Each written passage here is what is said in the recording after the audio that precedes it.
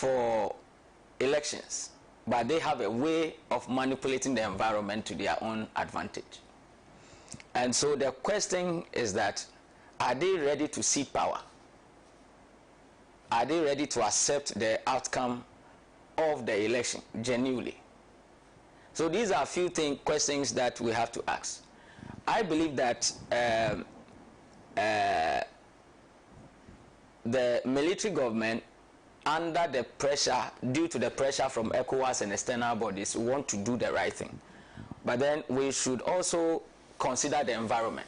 In fact, the announcement followed an earlier meeting with ECOWAS. You know, then a few days later they released the date. Sure. So you could see that from all indications, they are not genuinely ready to hand over power until the pressure began to mount.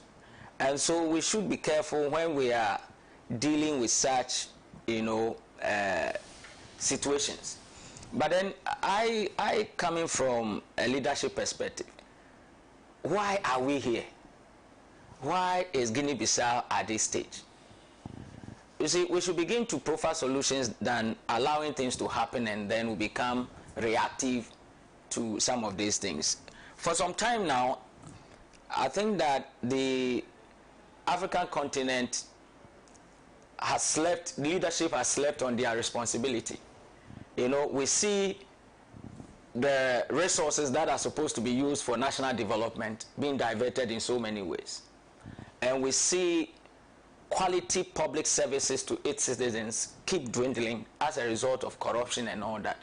And so for me, until we have good leadership and governance structures in various African countries, this coup experience will never cease. We should begin to, you know, get to a level where ECOWAS will come in to impress upon leadership of the various countries in Africa to begin to do the right thing by putting structures to hold them accountable, so that we don't even get to the stage where somebody will stage a coup and then would want to, you know, and due to pressure from one organization or the other, will set a date, which indeed, realistically, we all know that they are not ready to hand over power. Yeah, that is the bottom line. But because of the pressures, they have to do the needful. You know, so we should begin to look at refining our leadership and governance systems in such a way that it will promote transparency and accountability. Indeed, if we are unable to do that, then we will keep experiencing these things, and then we'll come back, and then it will be wasting time and the developmental projects that we have in Africa. I think that every country in Africa should know that the youth is hungry, as the President, His Excellency Mahama, said. The youth is hungry, and as such, the youth is coming into a realization that we need to take our destiny into our own hands. And so if leadership will not do the right thing, they will rise up and take over responsibility, no matter how you may look at it. We've seen that manifest in Kenya yeah. all the time. You see, so until we hold leadership accountable, until systems, you know, promote good governance and transparency and accountability, we are not going anywhere.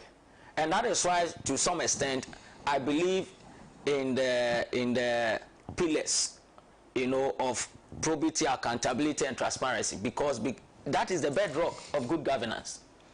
So I believe that, David, we should get to a level where these things will cease.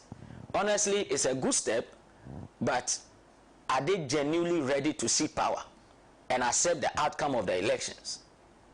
It's another question that we should look at. And so ECOWAS should not only put pressure, they should go the extra mile to ensure that the military government accepts the outcome of the election, how be it, so that. Right. From Doc's submission, it looks like the issues have not been resolved. Because I want to read something to you. It says that the election announcement comes weeks after a visit to Guinea-Bissau by an economic community of West African states, that's ECOWAS, led by Sierra Leonean President and ECOWAS Chair Julius Maada Bio and his Senegalese counterpart Bassirou Diomaye Faye. It looks like the announcement came after this pressure that Doug is talking about was enacted on the military junta. Is that not a recipe for disaster? Because it looks like they wouldn't be ready, or they are not ready to maybe possibly accept the outcome of December 6 elections. Yeah, let me say a good morning to your good self, to the man who started the convoy. Greeting this morning, because he wanted to do that to preempt me so that I would not remind him about his responsibility. You know, they say that the only day is always uneasy when dry bones are mentioned in a proverb. So he sought to take the win for my shares, but I'm not amused at all. From here, I will still take him there. I salute Doc for the very important role they play in especially trying to model our youth who constitute the basis of our society. The country actually belongs to them, and I believe that getting them in the right form and right shape is very, very important. So, Doc, you are doing a very good job, and I want to urge you to carry on. Let me salute the technical people here. They do a very good job every morning of sending this in across the length and breadth of this universe. Pan-Africa is listening to far. We have been here when people say call from Brazil and from places to indicate that they are following the trends here. So I want to salute the listeners out there, and the important part, the Brichina people of the Sanarago constituency. David, you asked a question as to whether it wasn't the result of pressure. Pressure could contribute, but pressure was not decisive. You can apply pressure and it will be counterproductive. ECOWAS applied pressure on the alliance of Sahelian states members, Nigeria, Burkina Faso, and Mali. They refused to budge. So it is not always that you can assert that application of pressure is tantamount to acquiescence, that you get whatever you want because you have applied pressure. You could apply pressure and it backfires. It never gives you the kind of result. So if it does in this case, maybe there are certain factors, internal and external, which must have influenced that. But David, let me make this point. You see, there's a general truism that any system that is wholesale imported and transplanted would have recourse to the internal dynamics of that society, runs the risk of failure.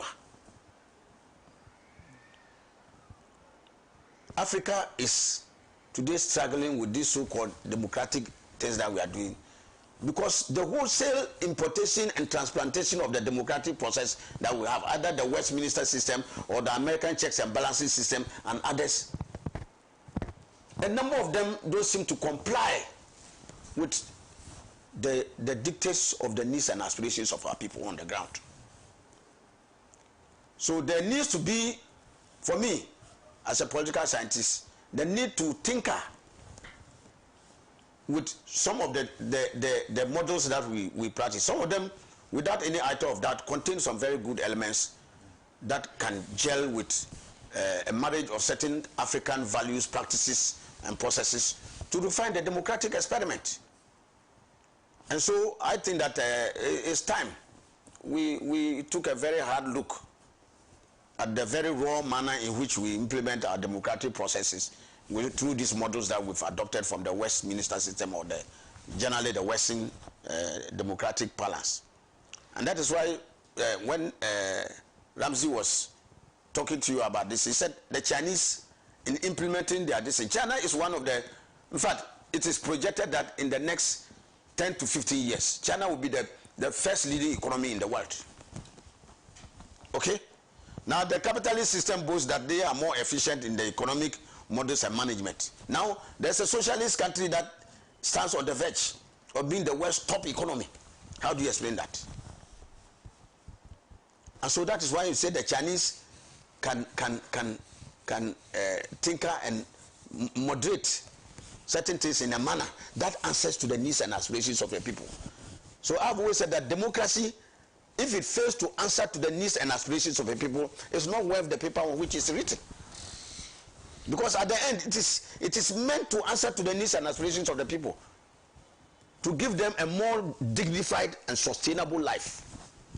If a democratic process cannot do that for the overwhelming majority of citizens, it is not worth that tenet of sacrifice the people need to give to it. And so I continue to say that sometimes this whole thing that we do, it's time we looked at it carefully and did something about it. Now, if you bring it down to the question was asked about how did we even get there in the first place? For the coup, I have heard conspiracy theory like he said that the political trend seemed to be shifting towards where the incumbent was going to lose power. And so it looked like it was a desperate attempt to prevent power shifting to some other grounds. And so the decision was to do an inside job and prevent those new forces from assuming power. And so it's said, I don't have any strong basis to either accept or reject that theory. Sometimes in politics, politics is the art of the impossible. Sometimes some things you consider impossible can be done in politics. And especially when it comes to the issue of power and power relations, you never write off anything. And so that could come. But I am also concerned in the emergence of the coups that have been coming, especially in the West African sub-region, about the absence of strong peer review and the absence of institutions that can hold leaders truly accountable. Look, you come to power on the strength of a two-term mandate. And just as your second mandate is going, you use illiberal means to maneuver to stay in power. Even at the opposition of the vast majority of the people in the country. And yet there is no iota of authority in the sub-region or on the continent that can call you to order. And so you are allowed to persist in what you want to do whatever you want, and then hang on to power, even against the wishes of the people. That is democracy. Is that the democracy you assented to and took on to become what you are as a leader of the nation? And so, for me, that creates a power. And you see what has happened in Cote d'Ivoire, what has happened in some other countries and others. Because like President Alassane Ouattara fought Gbagbo. And at that time, it took the intervention of France and others, citing Gbagbo as being an autocrat or attempting to be a despot and not wanting to leave power. He was clinging to power. Okay? So after the UN cry and all the international support and others, you come to power. What happens? When the same time comes for you to exit, what did he do? And what was the response on the continent? So there are things that happen that serve as triggers. So in some of those things, when they can be triggers for a coup or for some other undemocratic tendencies. And so for me, I think that it's very important for us to look at some of this very carefully, so that at least we can fashion out systems that, for me, answer to the needs and aspirations of our people. Guinea-Bissau, if we don't deal with the issues that brought some of these crises about in the first case, after years you will just go back to the same problem again. So it is important, even as it is we should salute them for announcing a timetable for the so-called resumption of the democratic process again. My brother, if the panacea for hunger is not to hoard feces in your stomach, it's to go look for food to eat. So if we don't deal with the core symptoms, the core issues of the problem and dealing with only the symptoms, we are going to kicking the can down the road. We'll go meet it again. And so I think that for me, I've argued fiercely everywhere that Africa, it is time for Africans to begin to look at having a more durable, sustainable, democratic system that answers directly to the needs and aspirations of our people. Because so long as this thing continues that Africa is the richest continent but features the poorest of the people on the face of the earth, it's a huge paradox that will undermine the current democratic process we're having. Because you don't have the ability to look after your people and give them a more dignified and sustainable life using the system that you are talking about. And especially where the system is mandate by certain dictatorial tendencies and greed, avarice, corruption, and all those things that you are talking about. You will further work to undermine even the little democracy you say you are practicing. So for me, Guinea-Bissau is just a small part of the story. I will not be tired of advocating what the legendary founder of this nation, the foremost Pan-African, the African of the millennium, Usajifu Dr. Kwame Nkrumah, what he espoused. That the panacea for Africa's political and economic woes lies in the consummation of a continental African Union government, where we have a monolithic government that works in the interest of the African people and ensure that our resources are used for the benefit of our people. This question has been hovering in my head, and I don't know if any of you can answer. Is it that coup is so easy to come by? I'm looking at these countries, Niger, Burkina Faso, these coup lock, I'll call them the coup, lock countries. Because it looks like it's so easy for them to, organize or stage a coup. It keeps reoccurring, Remember what I said, that when you build your governance system and institutions around the military, right, then you create a parallel force. Right. So anytime there's a misunderstanding, right, between the upfront civilian government and that of the backdoor powerful elites who are part of the military, then these things would continue to, arise. Right. That's why I cited the example of Egypt. Egypt cannot have a democratic government. It has never worked. I'm sure nobody will concur to what I'm saying. It has never worked. Because Egypt's governance system is built around the military. And so until maybe they reform their governance architecture and system and decouple it from the military, these things would continue to arise. So, right. Yes. Anybody wants to see a number of levels. See, if the military is seen as the guarantor of peace and more or less exercising some degree of oversight over government, then you have more or less paraded the military as an alternative government in waiting. Yeah. So anytime there is frustration in the system or the system is not in tune with the aspirations of the masses, the answer is clear. The alternative will be invoked.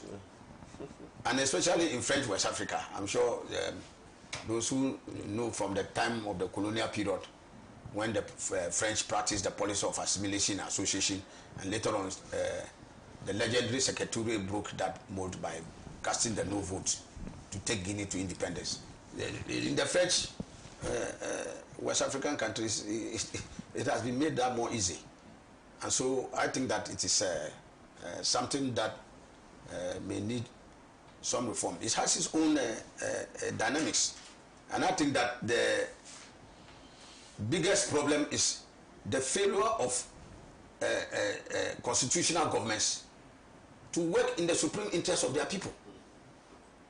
When you take power and you plan to do certain things to better the lot of the people, and you come and you are worse off, the people don't have the incentive to continue to lend you that support.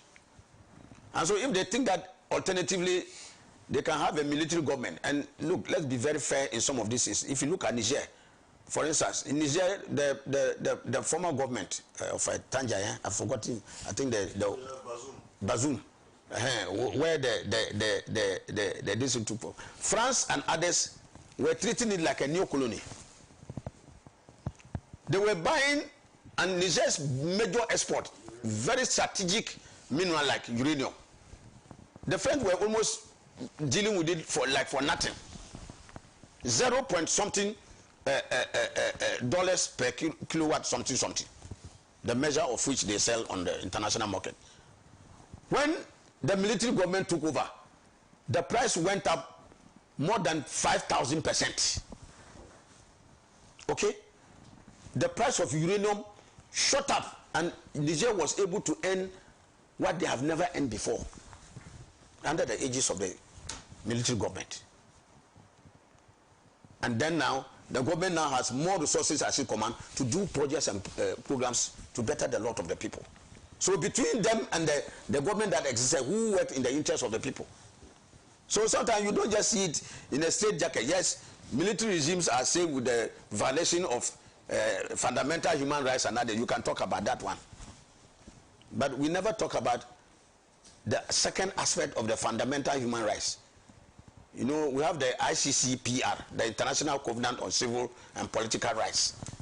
You have the ICCPR, and then you have the International Covenant on Economic, Social, and Cultural Rights.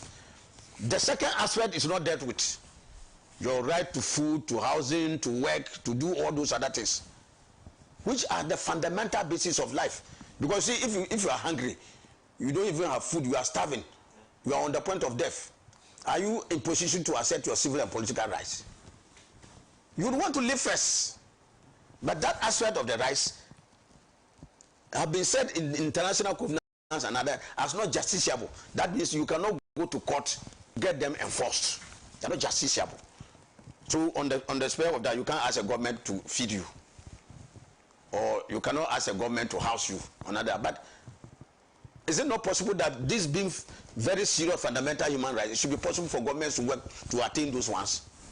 But we take it for granted that because of the Western system, they say that in our constitutions and others, we should not seek for the justiciability of those things, but rather on the civil and political rights, which must be guaranteed to all citizens. So that is also another leg of the problem. So possibly make sure the government puts systems and structures that facilitate the acquisition of this fundamental human right. Sure. Because you see, when people are tired and when people are suffering, when they get hungry, no food, no protection, no security, an ordinary person can even lead a coup. Yeah. Even a civil insurrection. Yeah. Even if, you see, when people are tired, you'll be amazed what they will do. That is why, as my Honorable A.B. Fuseni has been advocating for, I also advocate for good governance and leadership. You see, once we are clear in our mind where the government is taking us to, then we'll be able to follow. All right? But if you can't tell me to tighten my belt when I see you enjoy and then I am suffering. You get what I'm saying? Then there will be serious trouble. And so for what we are discussing is something that we should consider critically, because I believe that it's not only the military that has the power, okay, to as it were, organize the coup. If even the masses, ordinary masses, are tired of suffering, they will revolt. And even the military cannot stop. Right. Let me just throw this one across board. Doc has been talking about modeling a kind of governance to suit the African continent, so to speak, our values, our beliefs, and our cultures. There's this school of thought that democracy doesn't really help the African continent. Others talk about a mixture of both. I don't know how that can be combined, of military and democracy. In your view, how do we compose that? Have you made that, have you heard people talk about the fact that, look, democracy does not help, governance on the African continent, but rather a little bit of military, a little bit of this and that. Well, just to follow the Chinese example. Yes, I think people are confusing foreign interference in our democratic governance and actual democratic governance that meets the needs of the people, that promotes good leadership, good governance, accountability, and development for the people. I've heard people argue on this line, but again, we should look at our history, where we are coming from. One of the most successful democracies in Africa, as far back as the 12th century, was the Malian Empire, led by Sundiata Keita. And the Mandem Charter is there, even though it was not a written document per se, but it was a vocal charter that had a lot of tenets of democracy that helped that empire succeed in its governance. We need to go back to all these. We need to revisit our history. And that's why I made a comparative analysis between the USSR's socialist tenets and that of the Chinese socialist tenets. I mean, even in our cultural setting, you remember pre-colonial rule, right? We had our traditional authorities. We had, we call it village squares, where the chief would bring accused people and then the complainant and hear their matter and adjudicate over the matter, according to what? The tenets of the Horti Partum, the principle of natural justice, which is also a part of democracy. And so even in our cultural setting, we have these tendencies. So it is for us to then refine it, taking into consideration the exigencies of our time and the challenges that we face as a people. That is why if you look at part of the reforms in our constitution that has been proposed, it's very fantastic, right? Now we have a threat of what? A highly polarized public administration, because politics has now influenced employee appraisal system within our public polity. So then how do we tackle that? By reforms, by cracking the whips and ensuring that our public administration upholds to Mark Weber's ideal principles of bureaucracy. So that argument is there because, of course, people have failed. I mean, if you look at the likes of Nana Addo Dankwa Akufo-Addo and Dr. Mahmoud Bawumia, who have misgoverned us, then it will tell you, because if you look at the Afrobarometer report during that tenure, it declined significantly. That the people of Ghana were tired of democracy around that tenure. And you could, I mean, I don't want to make certain remarks, but it was a favorable environment for a kind of, you know what I mean, cool whatsoever. But thankfully that didn't happen, because our soldiers are patriotic. So again, we need to go back to history, who we are, where we are coming from. Of course, colonial rule has also impacted on our way of thinking, one way or the other. And today, globalization, with its digital penetration, social media and all that, is altering our culture. Today, when a father talks to a child, he would talk back and talk back more. But during our time, growing up, David, if your father sermons you and talks to you, you just have to keep quiet and listen and obey. Obey before complain, we say. But today, you know what I mean, globalization is also having an effect on our culture, and we need a deliberate system to preserve our culture and ensure that the democracy we practice has the tenets of our culture in it, so that it is a democracy with Ghanaian characteristics or African characteristics. I just give you a story, just a story from a friend. Yes. About how we related to our fathers and others. Those of us who are a bit, you've seen some few Hamatans. A friend told me a story of, you know, his relationship with his children. Coming back from the days when our fathers taught us some values. Your father will even, you doing something in the face of strangers, your father will just give you a look. Yes. You vanish. Yes. So he said that, this friend said that he was with some other strangers at home, and then one of the kids was misbehaving. So he gave him a look, thinking that he would get the message, and the child said, Daddy, why are you looking at me like that? So you see the opposite. A generation before, that look would have sent you away, or it will abate the nuisance you were engaging in. But this is a very emboldened, culturally revolting generation, that they are more intent on, how do I call it, getting to critical scrutiny. They will not take anything you tell them, oh, this is this for them. No, he will want to find out, why are you telling me this is this and that and that.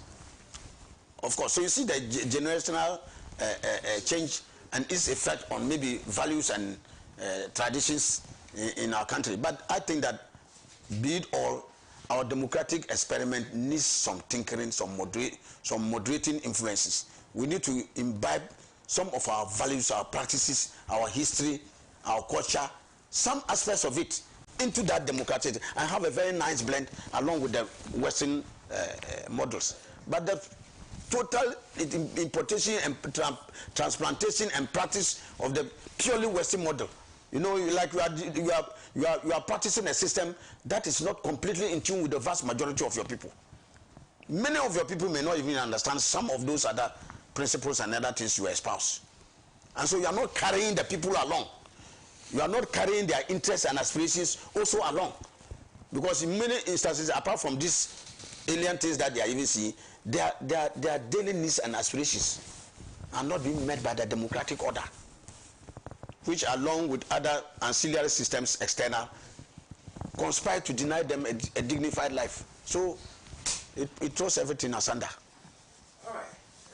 I think we can move on. Yes. Right. Let me add a quick one to what Honorable said. You see, the wholesale importation is a problem, but then what is working there is not working here, because the systems they have, we don't have the systems here. You see, our systems are not too solid and well structured in such a manner that it can promote national development. It is not in agreement with our values and culture. You understand? For example,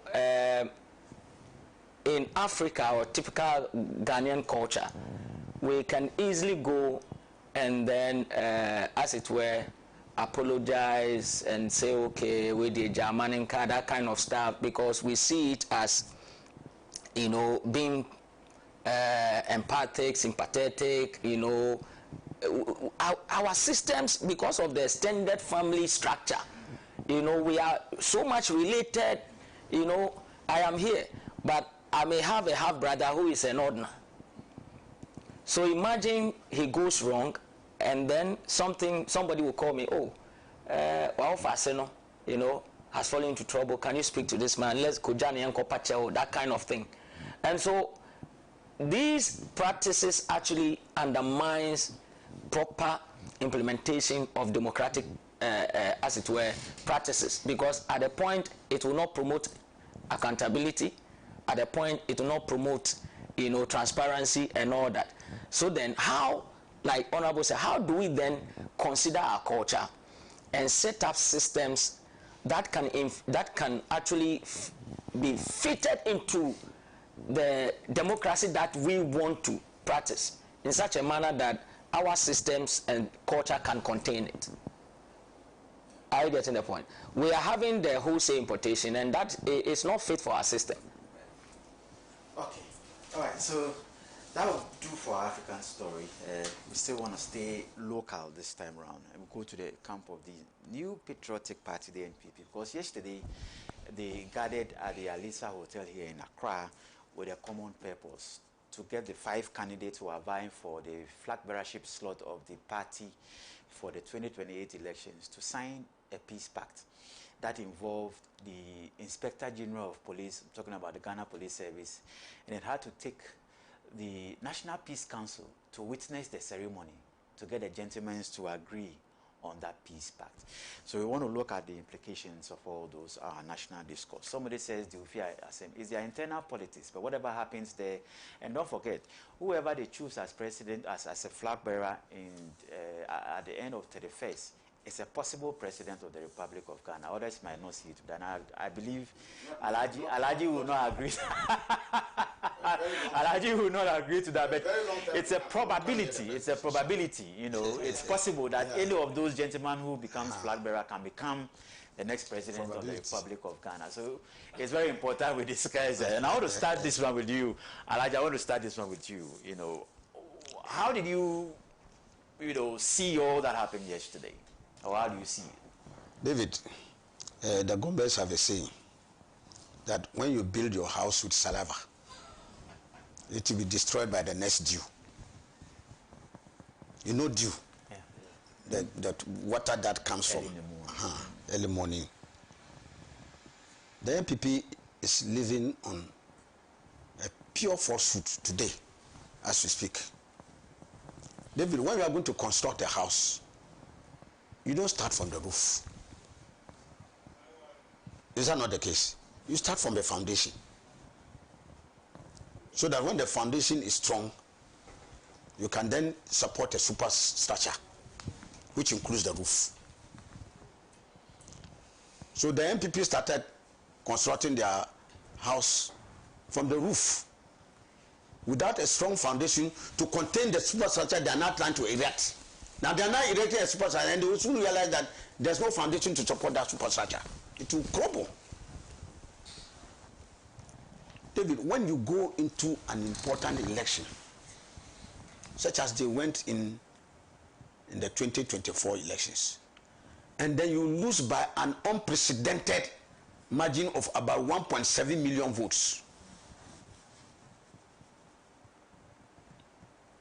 that must be a cause for serious worry and inquiry, necessitating an inquiry for you. Of which they did, the Professor Michael Quay's Yes, I'm coming.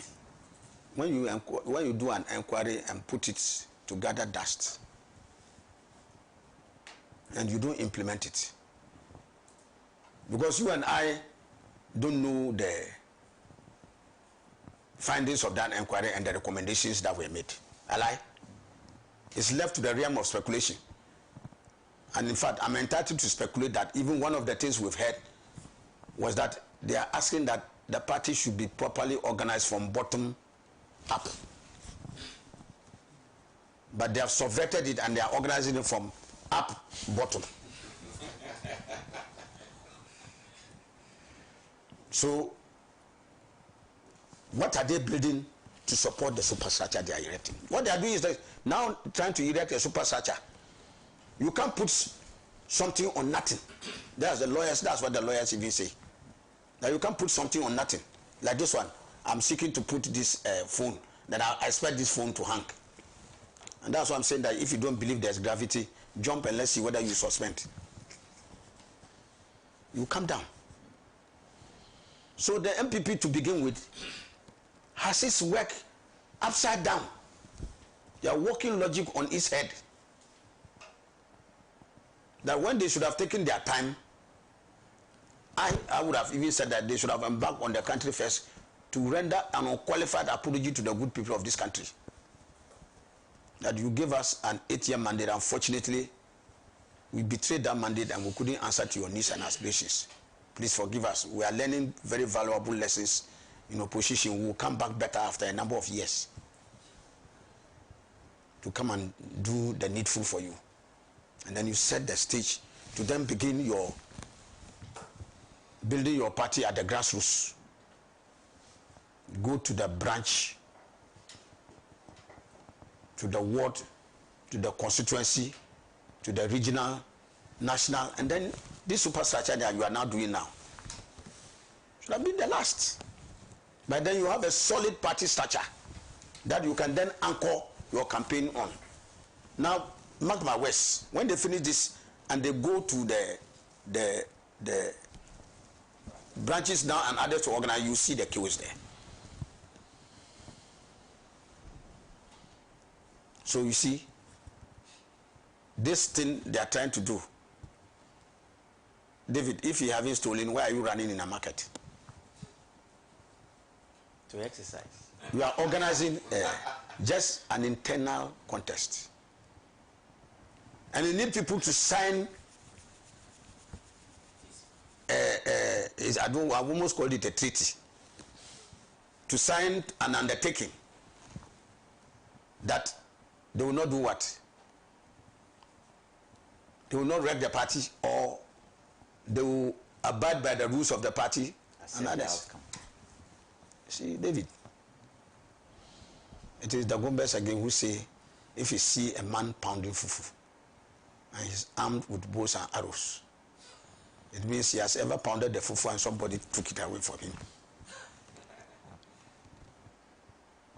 I'm sure they are worried that when things are not done properly in their food, there are serious repercussions. And that when they treat people very badly in their party, like they treated the venerable Mr. Alan Chiramantin, and even before that, some other people, Paula Fuku, he Kwabena Japan, who is now contesting again, Sami Krab, and so many other, even, in fact, they ascended even to branch level, where they witch hunted even some branch executives. And even in a number of them, they took them off the albums that they do for them to go and vote. They ostracized them and removed their names. So this thing they are doing for me is a charade. David, and mark my words. When they finish the, today is 23rd. Yeah. So you have barely 8 days or 1 week. David, go and mark it down. You will dread the fallout when they finish. What they are simply doing in an attempt to firefight, they could have done better in putting up a proper procedure and structure to create unity for the party. This signing ceremony will not promote unity in the MPP. Mark my words. Especially when there are perceptions that the system is being manipulated or rigged, or advantageously put, like they did for K. Buzia in 1969 when they formed the Center for Civics Education and allowed him to go throughout the country and do campaigns when the rest of the people, their hands were tied, and they ostracized some people from the campaign. That is what is happening. So after the public relations gimmick of everybody going to sign, you can sign. It's not a signature. Nigerians say, "Bon picking no be problem. Be money for cocoa." So the real test will be in how they conduct a transparent, free, fair process. How the executive, who are at the helm of affairs, national executives, who are managing the process, they will be forming some other presidential committee, something to do, but it is still the national executive who are running the show. The degree to which they appear to be fair. You see some national executive insulting some presidential candidate. So if you are a member of the national executive and you are on a campaign platform to preach unity for the party, and you go and you put somebody that you roast him like Koliko and paint him as unsuitable, unworthy, and I've heard in their ranks, they have painted one, I don't want to mention the name here, they painted one of their this as one of the most, that this man is so crude, it's not possible for him to even lead the MPP, let alone even lead Ghana. So he's not suitable to lead Ghana. This is coming from leading members of the New Patriotic Party. So if you use the party's name, image, to denigrate one of your people, are you creating any basis for this? So you can sign 100 treaties or declarations. It won't solve the problem. The problem is inherently the dysfunctional nature of the the politics of vindictiveness we are practicing, even from within. Where you see leading members of the party and others doing one dogo line and following one candidate. What signal are you trying? Nobody can take away the right of any member of the national executive or other important positions in the party from supporting presidential candidates of their choice. It's within their democratic right. But you see, David, the walking stick is long, but it has where you hold it. If you hold it the wrong way, you see, you normally hold it like this. If you turn and take the bottom like this, it becomes an offensive tool. So if you are a national executive and you conduct yourself in this manner,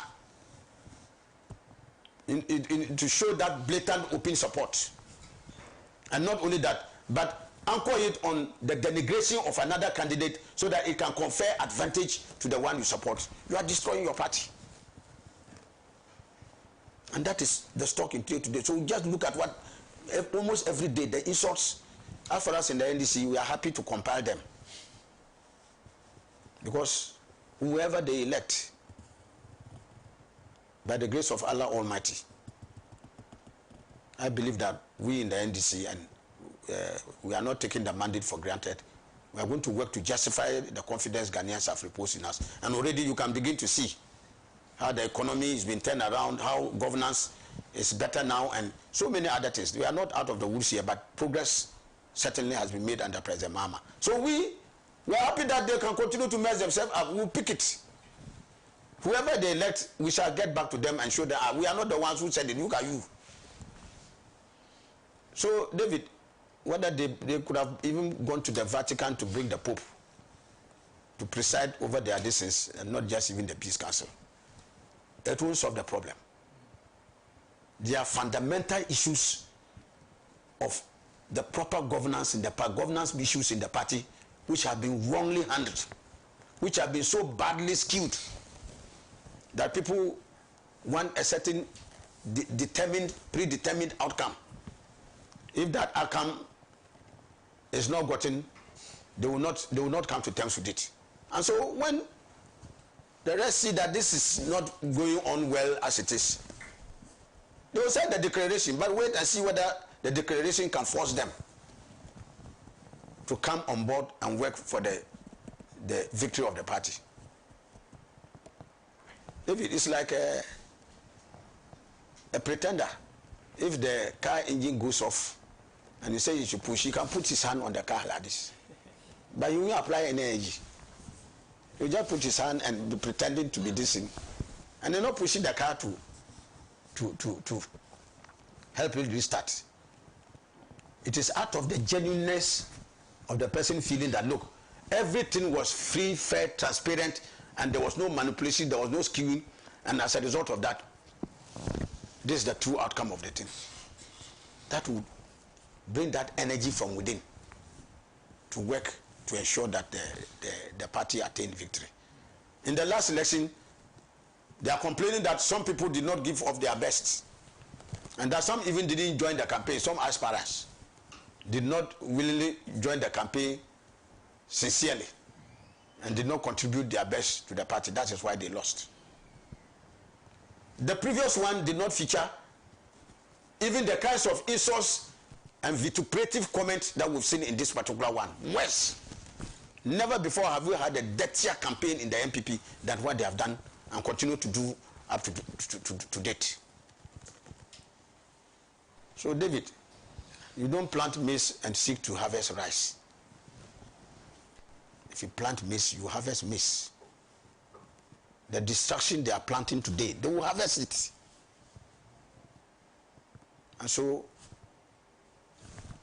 the signing of a declaration is part of the political gimmicks in the run-up to an election. It will be done. It is no panacea to the woes of the MPP. The panacea to the woes of the MPP lies in them doing a number of things which I've mentioned from the time they should have read their apology, start a process of building a strong foundation and others, according fair unbiased listen to all the parties and getting the national executive and those in prominent positions to desist from openly going on campaigns and making comments against other aspirants. Right. All of them, they have had a field day and they are insulting whoever. And one particular person has had a more disproportionate part of the insults. And you think when you finish with this and he doesn't get it, he's going to willingly come and say, oh, you have genuinely won, and on that matter, I will lend you my wholesale support. It won't happen. Right. Look, the assumption is that, look, and when you listen to some of the top-notch guys in the NPP, they give you the view that in an attempt to solve what is obvious, which is the leadership crisis in the NPP, they decided to go from top, to down. That's how they think that they can be able to resolve the leadership crisis. Now, from what we observed and what we've been observing for quite some time, with what happened yesterday, the National Peace Council being there, the IGP being there to witness the whole ceremony, is it going to lead to further cracks within the leadership bracket of the NPP? Well, David, if you want to fetch water from a well, it is ideal to use a bucket and not a basket. Right? It is ideal to use a bucket. I sit here in solidarity with Professor Frimpong Boateng, who I've known from my infancy. I mean, I have a very funny story between myself and Professor Frimpong Boateng, because he was my grandmother's doctor. And at the age of, I think, 5 years, I was taken to him together with my grandmother. She was going for consultation. And he asked her some questions. And my grandmother loves to eat a lot of sweets. So I innocently, without any malice, said, oh, as for my grandmother, she eats chocolates every day.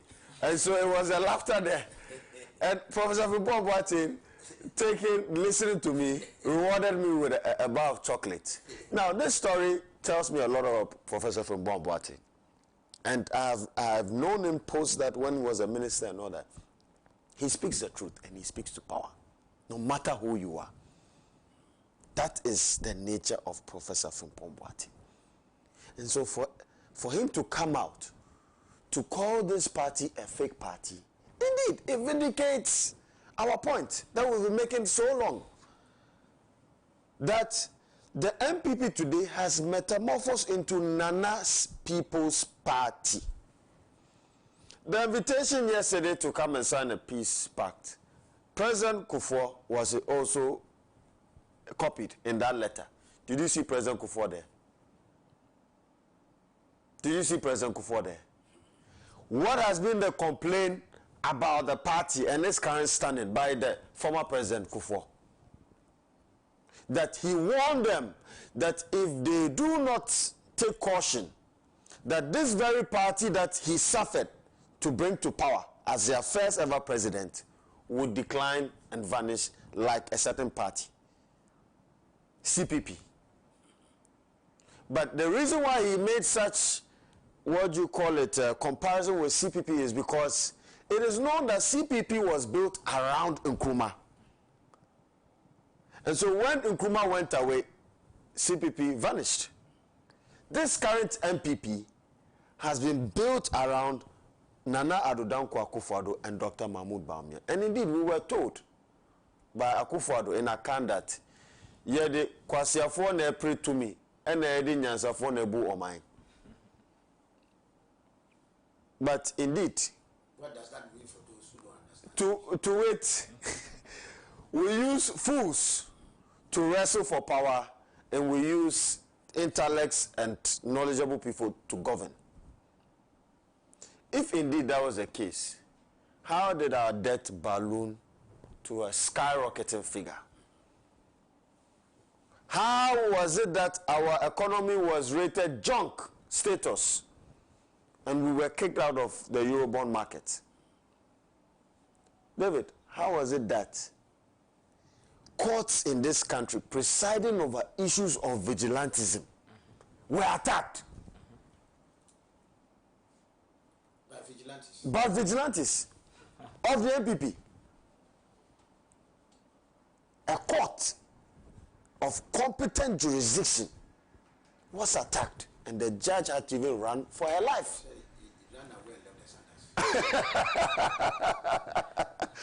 David, so they should spare us, and they should give Professor Frimpong a break. If you look at Article 2, Section 13 of the MPP Constitution, the aims and objectives why the MPP was founded, and I read, to manage the economy of the country with efficiency and prudence, guided by the consideration of the national interest. Guided by the consideration of the national interest. The MPP's constitution. The reason, the aims and objective of why the party was founded. And so if today they are taking Professor Frimpong to the disciplinary committee to expel him, then Dr. Mahmoud Bawumia and Nana Addo Dankwa Akufo-Addo and Oforiatta and all their government appointees from the Jubilee House to MMDCs have to be expelled from the party, taking into consideration this very article, because they did not manage the economy in the nation's interest. They overborrowed. That Data Bank was the financial transactional advisor and was running around borrowing from the Euro bonds and doing dubious deals that because they will make money from it, they did not care about the nation's interests. Statutory funds that were earmarked for development of various facets of our economy, take for example Get Fund, was collateralized. That teachers were even owed arrears. That there was a particular point in time that you could go to school in the morning and then a different batch would go in the evening, double track. And that the hostels that accommodated our young future leaders was quote unquote like the Nsawam prison. Crowded, no proper ventilation.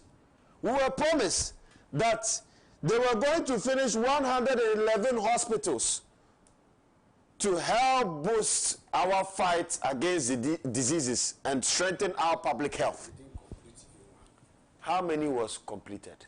Not even a watchman post of the hospital was completed. David, then we talk about the Pualugu multi-purpose irrigational dam. Oh my God. A project that did not see the light of the day, yet still a contractor benefited from $12 million. As if it's not enough. And to God and to country, they could look up in the face of God and scam God and say that Nyami Yebesi Dayamau, so that you come and visit us and even live comfortably in that Asoridai. They even imported a stone from Israel. And now it is lying down there. David, these are a group of people that have failed terribly, and they do not even uphold to the tenets of the foundation of the MPP. We were born into the MPP. We know what the MPP looks like. Today, look at some of the communicators of the MPP. Do you see any kind of erudition or any intellectual prowess when they communicate? Look at the likes of Abronye. Look at Wontumi. What do they have to say? As a regional chairman of your stronghold, amidst the fight against Galamsey and the issues surrounding Galamsey, comes on national television and display gold bars and tell you this is solid money with gold chains and all that.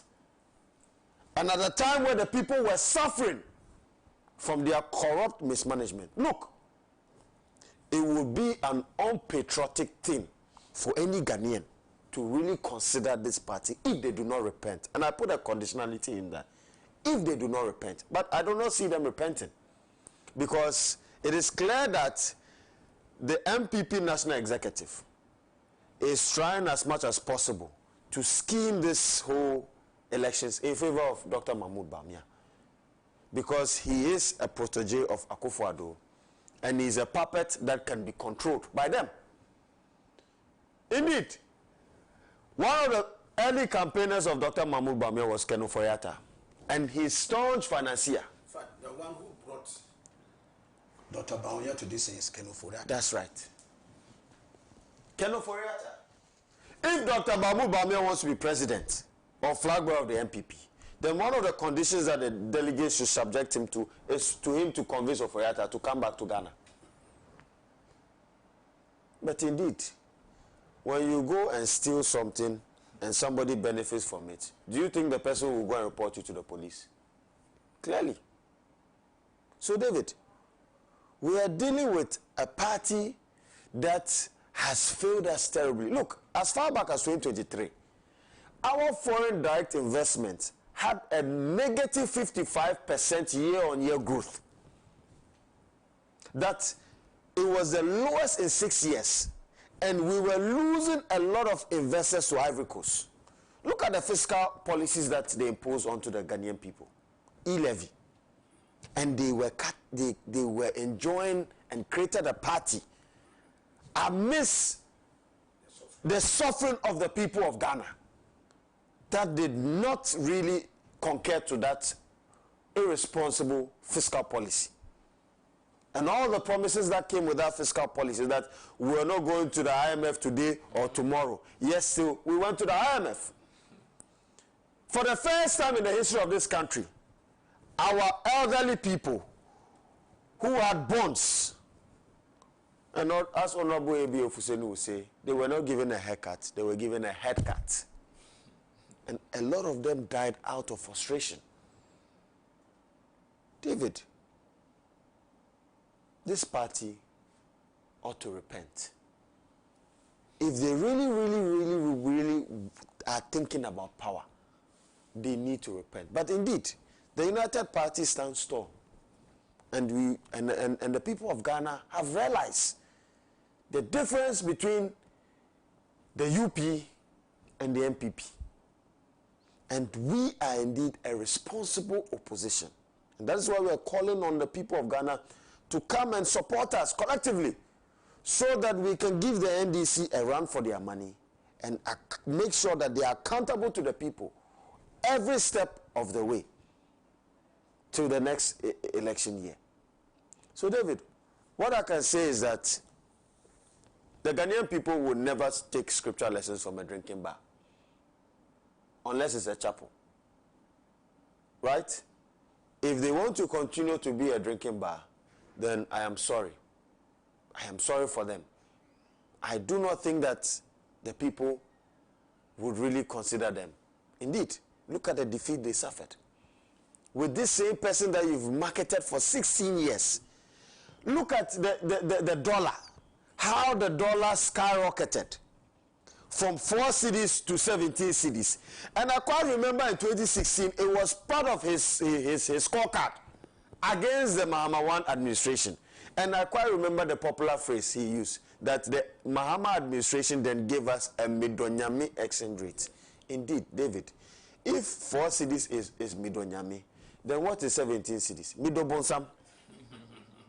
Midobonsam. So indeed, Dr. Mahmoud Bawumia and the other contenders, I do not think that are the right people to enhance cohesion in the party and, I mean, rescue this party from the ditch and abyss that it has been placed by Dr. Mahmoud Bawumia and Akufo-Addo and his family members. Yeah, Doc. Well, it's interesting that... I need to make the distinction. I have 2 doctors here, so Dr. Boachi. Yeah.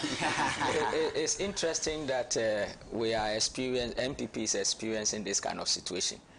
I think I've said it several times on other media platforms that looking at the kind of defeat that they suffered, they should know that Ghanaians are very much unhappy and that the party folks or the party faithfuls themselves are unhappy.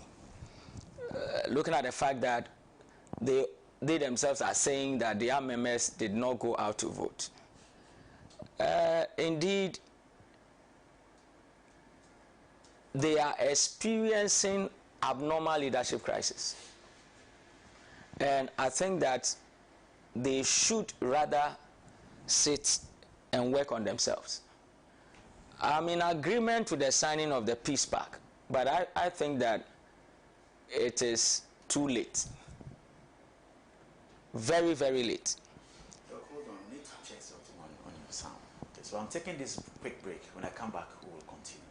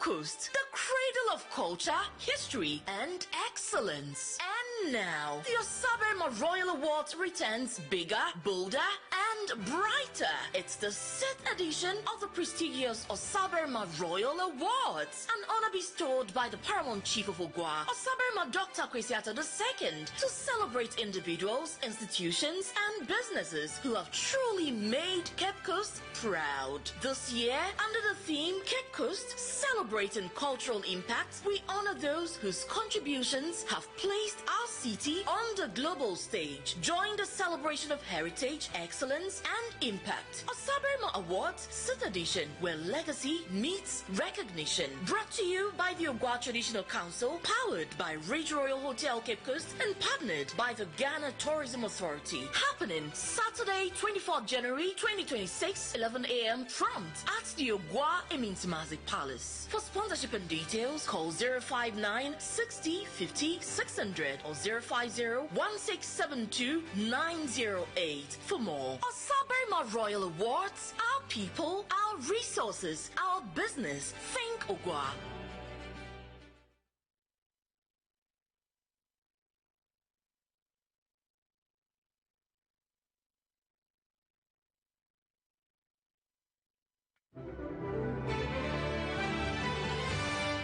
Cape Coast, the cradle of culture, history, and excellence. And now, the Osaberma Royal Awards returns bigger, bolder, and brighter. It's the 6th edition of the prestigious Osaberma Royal Awards, an honor bestowed by the Paramount Chief of Ogwa, Osaberma Dr. Kwesi Attoh II, to celebrate individuals, institutions, and businesses who have truly made Cape Coast proud. This year, under the theme Cape Coast Celebrating Cultural Impacts, we honor those whose contributions have placed our city on the global stage. Join the celebration of heritage, excellence, and impact. Osaberma Awards 6th edition, where legacy meets recognition. Brought to you by the Ogwa Traditional Council, powered by Ridge Royal Hotel Cape Coast, and partnered by the Ghana Tourism Authority. Happening Saturday, 24th January 2026, 11 a.m. prompt at the Ogwa Emintimazi Palace. For sponsorship and details, call 059 60 50 600 or 050 1672 908 for more. Osaberma Royal Awards, our people, our resources, our business. Think Ogwa.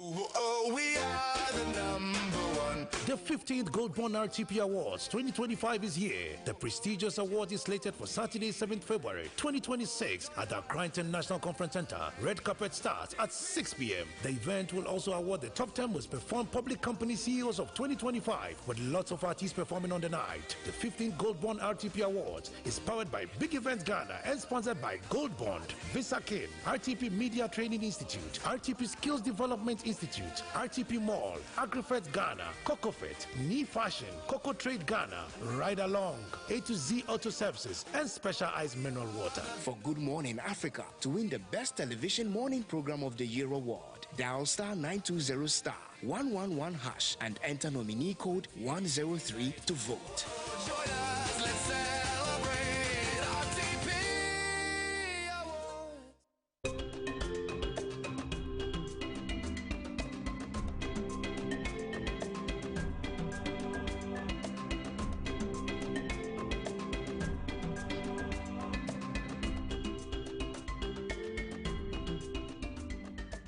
So welcome back to the program. We're having a discussion on the platform. We putting our heads together on the NPP's, primary, flag bearership primary that's coming up at the end of this month. And Dr. Bachi was making a submission, Doc. Yes, so indeed, I think that looking at the defeat that the NPP suffered in the last election, they have to go back and do their homework. Because it seems that things are not working for them as it should be, because they have refused to attend to some key issues that they have to attend to. Signing, like I said, signing the peace part is I don't have a problem with it. But then coming from a leadership perspective, it is coming too late.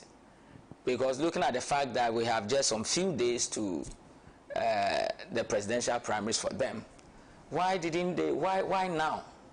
Why now? After there have been a lot of insult, unpalatable statements made about themselves from different camps and all that. Because I believe that when you are signing a peace pact, the purpose is to avoid, internal bitterness, making sure that people behave properly and all that. So why didn't you do it earlier, before now? So that people would be would be tailored in their behavior. However, you've waited until everybody out there knows that the party is not united, one faction is not for the other. A lot of words and videos can be used against the party. So granted, one of them, let's say the one who wins comes to contest for presidential candidate. Do you think it will be easy promoting such an individual, looking at the fact that a lot of unpalatable statement has been made and there are evidences to that? So you give the opportunity for the other people to come out strongly against your candidate. So I'm coming from purely the leadership perspective, because I believe that leadership is supposed to influence, inspire, and motivate the group, the party members, gather them together to achieve or to win power. But in this case, that is not what is happening. That is not what is happening. And so when I saw them sign the peace pact, I asked myself, what do they want to achieve?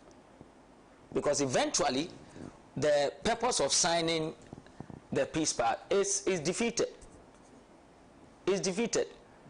And most of these issues that are created internally sometimes may not be coming from the candidate themselves, but some of their supporters, zealous supporters.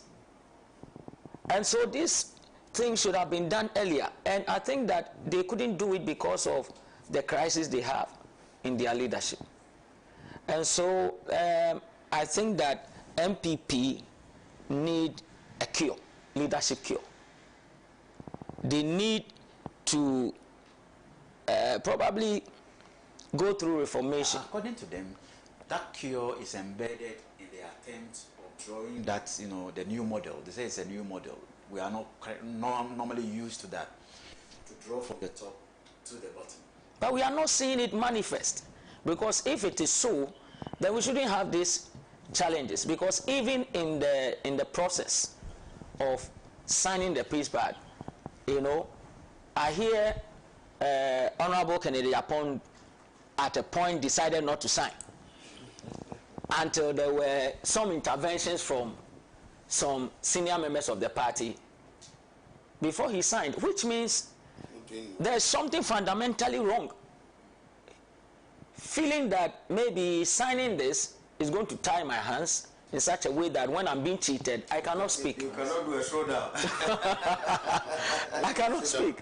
You see, so these things should have been done earlier, a bit earlier than now. You see, Dave, what we have to understand is that we need these political parties to promote our, you know, actually to promote our democracy, you know. But I think that the way MPP is going is not, they are not going in the right direction. So the question then, another question I asked was that, what was the National Council and the elders of the party doing all this while? What were they doing? Why did they sit down unconcerned until a lot of bad statements had gone into the public domain before trying to put the people together to, as it were, sign this peace pact? You know, honestly, they should look at restructuring their system, and then also be a bit proactive. I think that there's too much vindictiveness in the party, and the kind of disrespect for the elderly and the experience is getting out of hand. Maybe they are not seeing it, but it's unacceptable. You know, if leadership is not moving in the right direction, this is what you see. So what is happening in the MPP now is actually an evidence of leadership crisis, or the kind of leadership that they have now.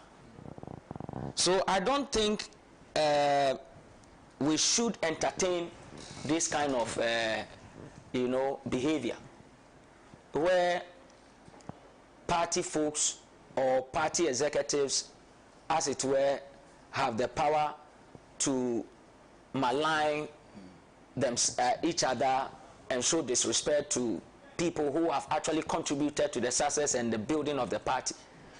Doug was talking about Professor Frimpong Manso. Frimpong Boating. Looking at what they have done to other people, including the Honorable Alan Cheramatin, and all that. I said on one media platform that, you see, partisan politics is all about numbers, and you need a leadership that can unite people. No matter the crack, leadership should be proactive enough to bring the people together, settle matters, and ensure that everybody win, not to put one at a disadvantage. But like we can see, there's so much division and crack, to the extent that I'm tempted to believe what Doc said, that the party is built around Nana Do and then Dr. Baumia. Other than that, we shouldn't see this thing happening. So my admonishment is that they should look at the real issues, the root cause of the problem, why the party is not united, why a lot of people are leaving the party. And again, I think that some of the executives should find themselves in a leadership class, so to speak. Because you see, as an executive, you provide leadership, you provide direction, and people cannot take your statement for granted. Before you come out to make a public statement, you should have done all necessary things you should do, okay, so that you don't crack the party more. You know, for what happened quite recently to Prof. Boateng shows that MPP is not learning. It's not learning. You can't keep sacking and expelling people from the party and expect that you win power, political power. I had a chance to have a one-on-one interview with the Deputy General Secretary, Haruna Mohammed of the NPP. And he indicates that, yes, they need the numbers, but they want positive numbers. Well, you cannot. Well, how do you define positive numbers? Well, you don't have positive leadership. How do you define positive numbers? You see, oh boy. How do you define that? You need the numbers, and you see, the leadership must actually set the direction for people to believe in the philosophy of the party, and it is your responsibility as national executives to speak, to teach, to lead, to propagate the philosophy of the party, for people to understand the direction. But if you keep coming out to say, okay, because you've done this, we don't need you, because you've done... Don't forget that anybody who lives with his constituency. Everybody has a followership. Honorable Alan had his people, okay? Now, so to speak, Professor Frimpong Boateng has his people. And so if you expel him, he goes with his people. So eventually, what you are doing is that you are breaking down the party further. You may think that you are doing the party good, but it doesn't work that way. Leadership doesn't work that way.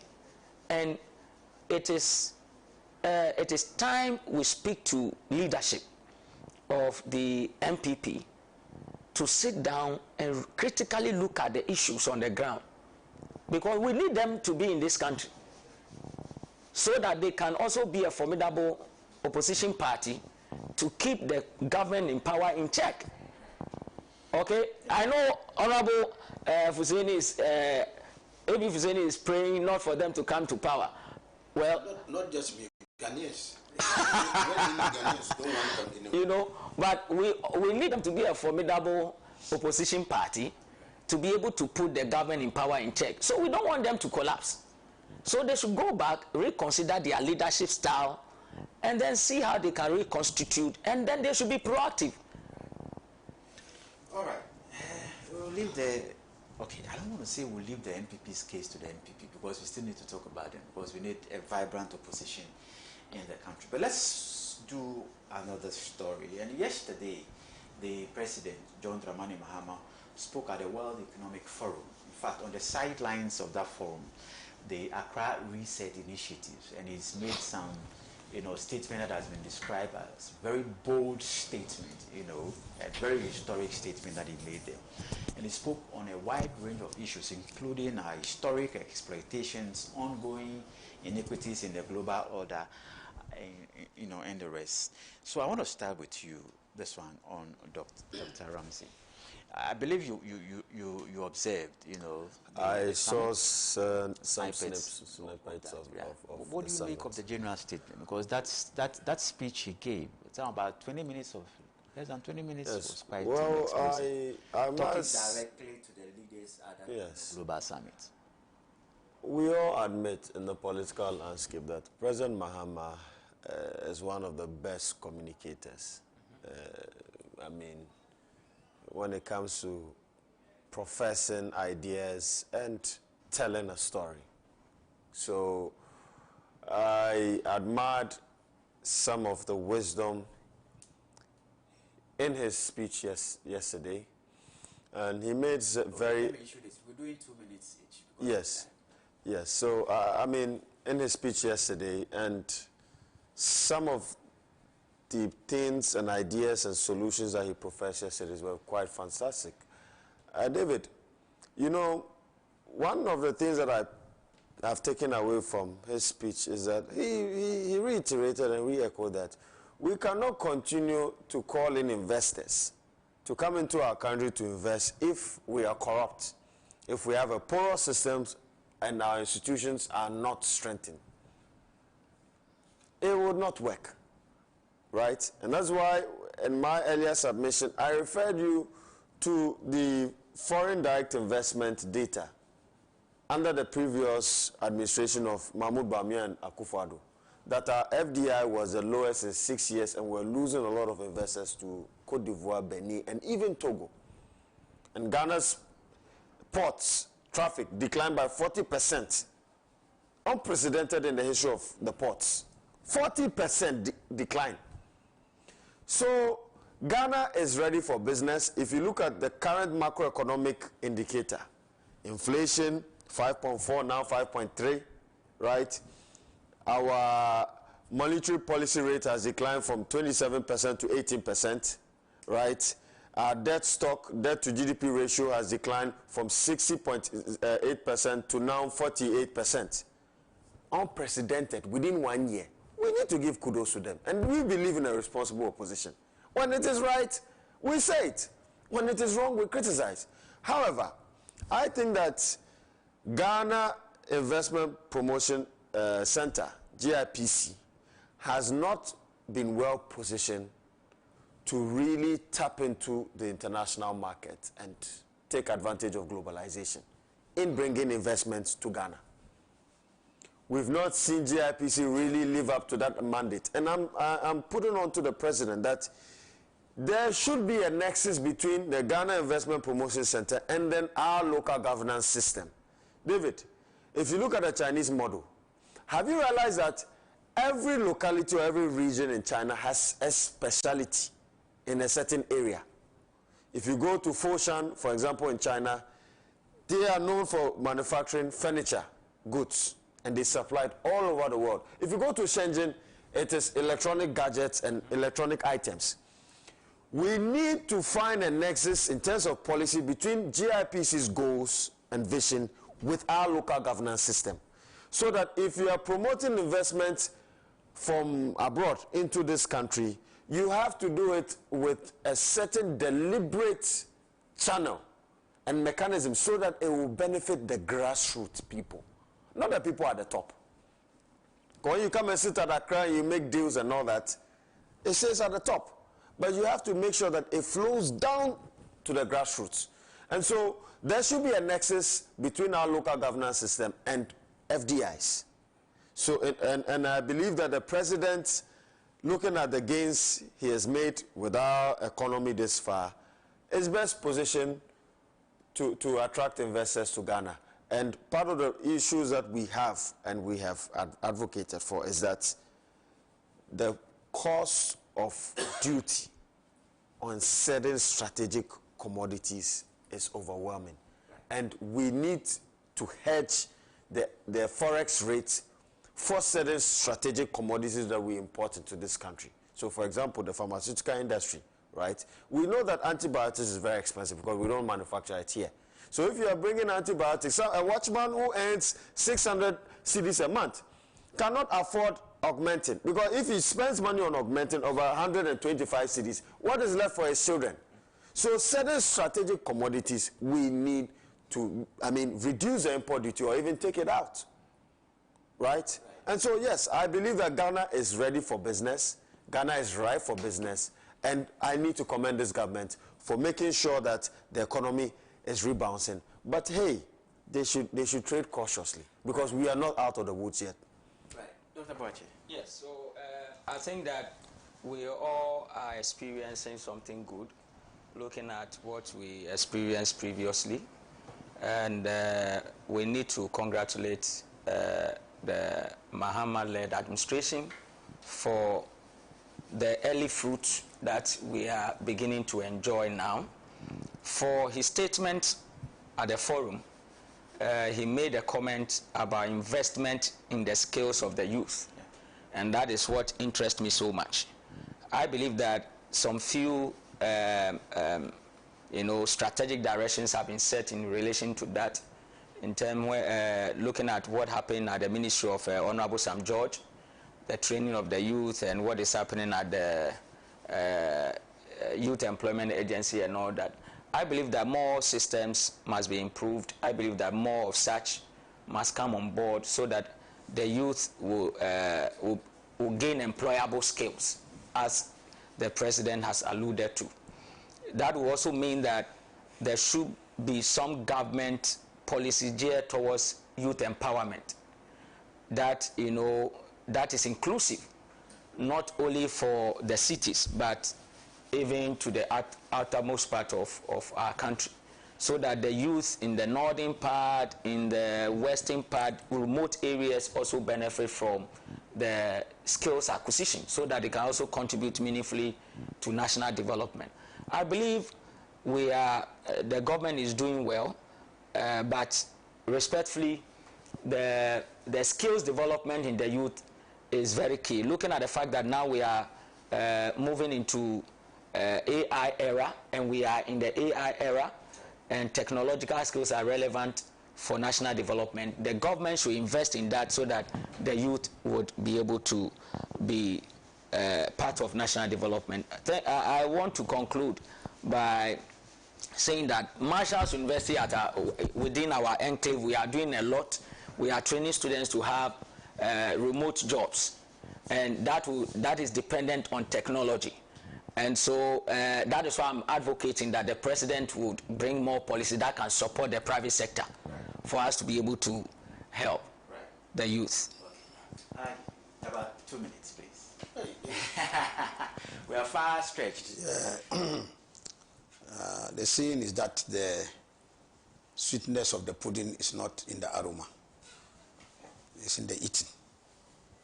Ghanaians have had the opportunity of life under President Mahama for the second time. And I think the verdict is 1 year is already out there. The promises that were made even before his term has expired, lots of them have already been implemented. Some are still on the way, and some would still come as the tenor comes. So I'm sure Ghanaians so far, I read a survey where they did something, and over 60%, 67% give approval rating. So I nevertheless will say that not only are we not out of the woods yet, but there's still a lot of work to be done. And I want to urge all those who have been given tasks to perform by the government of President John Dramani Mahama to continue to work even harder than they have worked before, so that to the very last day they will be in office, they should continue to work to meet the needs and aspirations of our people. This is a government that is anchored solidly on meeting the needs and aspirations of our people, and I think President Mahama will accept nothing less. David, when President Mahama speaks, I get nostalgia about Kwame Nkrumah again. It's like the legendary Osagyefo Dr. Kwame Nkrumah, when he held international fora. Anytime Kwame Nkrumah was going to speak, even those in Europe, America, and others, they will hasten to the chamber to come and listen to him. This was a genius. And so President Mahama is beginning to rekindle that international respect for Ghana. There were some, when they were speaking, even when they are present, they will feel asleep. President Mahama is speaking and is reverberating everywhere. Now look at the issues that he's taking. And David, those are the poignant issues that has affected Africa. You talk about the slave trade, the colonialism, and reparations. David, I can say without any iota of that, from the literature I've read and the analysis that I've done, that the twin evils of colonialism and slave trade are substantial contributory factors that has held Africa down. You are not talking about just the huge quantum of resources. And here you are talking of the most important due to the slave trade, the human capital. And colonialism, the periphery-centered relationship where the colonial powers milked Africa. A lot of resources were sent to develop their countries. Some of them are developed today because of the capital flight they instigated from Africa. the raw materials and the minerals and the distance they shipped, sold, and then sent the benefits to the metropolis. So Africa has a legitimate right to ask for reparations. David, many people don't know, for instance, that the capital that was formed for Great Britain and others to embark on the Industrial Revolution and others partly came from the proceeds of slave trade. David and Alexander Barclay, in the formation of Barclays Bank, were from the proceeds of slave trade. Many people don't know what Africa lost as a result of these twin evils. And so to ask for compensation is just, for me, a legitimate request. And then President Mama talking about the youth. David, that is one of the most important points that leadership of any political in Africa should be minded at. Because Africa is today the only youthful continent across the planet. Many of the other nations across the other planets are having serious population declines. Their birth rate have fallen, some even as steep as 20, 30, 40% decline. Africa is the only continent where you have a youthful population and a growing, and therefore for the future. So when President Mama says this and the government thinks about how to create more opportunities for youth to have meaningful jobs, David, that is the way forward. Because I have said that if you don't deal with the youth unemployment problem in Africa, and it's a generally African problem, and maybe in some aspects global, David, you run the high risk, especially those of us who are political actors. A man in tattered clothes doesn't need a second invitation for a fight. So I'm very sure that we need to work very seriously on this matter, and President Mama has said that too. But I'm sure that you are showing me the yellow card even before I have listened. Read one or two comments. My time is fast, but I just want to read one or two before we rise. This one is from Musa Abatwa in Asawasi. He writes, the Mahama-led government is doing remarkably well in fulfilling its promises, particularly in job creation. We are witnessing unprecedented levels of growth, stability, exchange rate, and fuel prices. Let us give credit where credit is due, while encouraging even greater progress for the benefit of all Ghanaians. David, you know that the fuel prices now, the competition said that there's a war. Yes, and others are also opting out from their association. Yes, Star Oil is standing his feet. When we had the Midojami fuel prices, all right, so this one is from Stephen from Kwabenya. He says, good morning. The call by the micro minority for Honorable Ablakwa to resign is laughable and well conceived. We've not discussed that yesterday, this one. I think this one was at the back of yesterday's. Good morning. This is Ibrahim Nasara from Sagnarigu. Tamale, democracy is not good for some countries on the continent. For instance, look at what is happening in Uganda.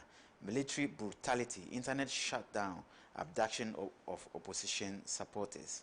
And I believe that comes from your constituency, from Sagnarigu. Okay, let me do this last one, then we'll be out. Good morning, David. The NPP assembled yesterday at the Alisa Hotel to advertise their faces, but not to sign any peace pact. Trust me, before the end of today, they will start to jab each other. NPP is in disarray. No amount of machinations will unite this divided house. And then one from Facebook, and we'll be done. It says, I'm enjoying the conversation this morning. Ghana is heading to the right direction under current NDC government. Special greetings to Dr. Edem Segbafia. All right, okay, you started the campaign.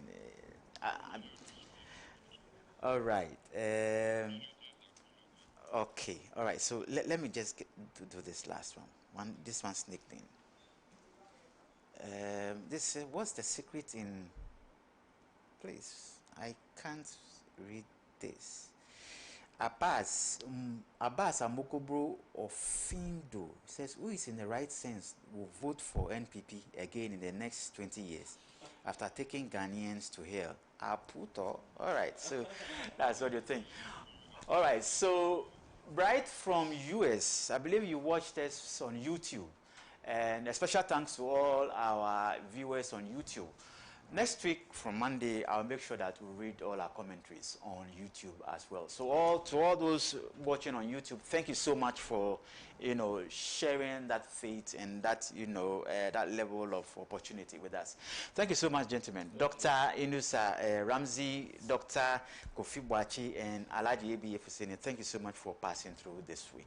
My name is David OTOKUNOR, ATTOH, and on behalf of the entire technical team,